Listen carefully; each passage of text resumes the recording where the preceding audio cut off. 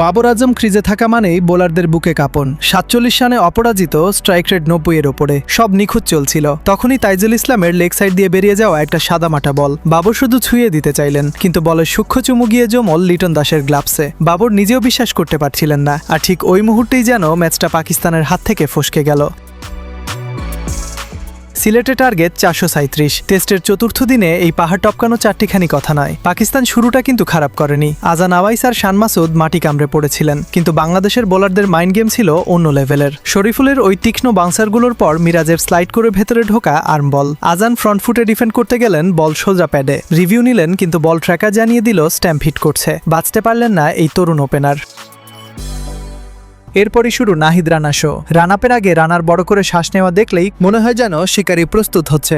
Of স্ট্যাম্পের বাইরে গতির শর্ট বল আবদুল্লাহ ফজল কাট করতে চাইলেন, কিন্তু বলের এক্সট্রা বাউন্সে তা উড়ে গেল গালিতে। আর সেখানে মিরাজের ওই বাজ পাখির মতো ডাইভিং ক্যাচ। রানা তখন উঠছেন।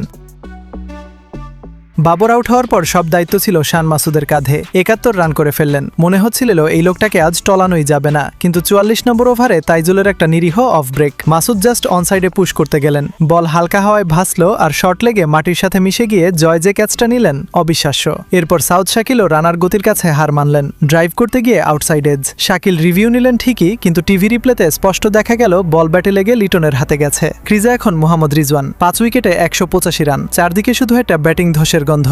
রানার আগুনে পেস আর তাইজুলের স্পিন বিষ। সব মিলিয়ে সিলেটে এখন এক রুদ্ধশ্বাস থ্রিলার। শেষ বিকেলের এই নাটকীয়তা, রানার গতি আর লিটন জয়দের দুর্দান্ত ক্যাচগুলো যদি আপনারও হার্টবিট বাড়িয়ে থাকে, তাহলে ভিডিওতে একটা লাইক তো পাওনাই থাকে, কারণ আসল রোমান্স তো এখনো বাকি।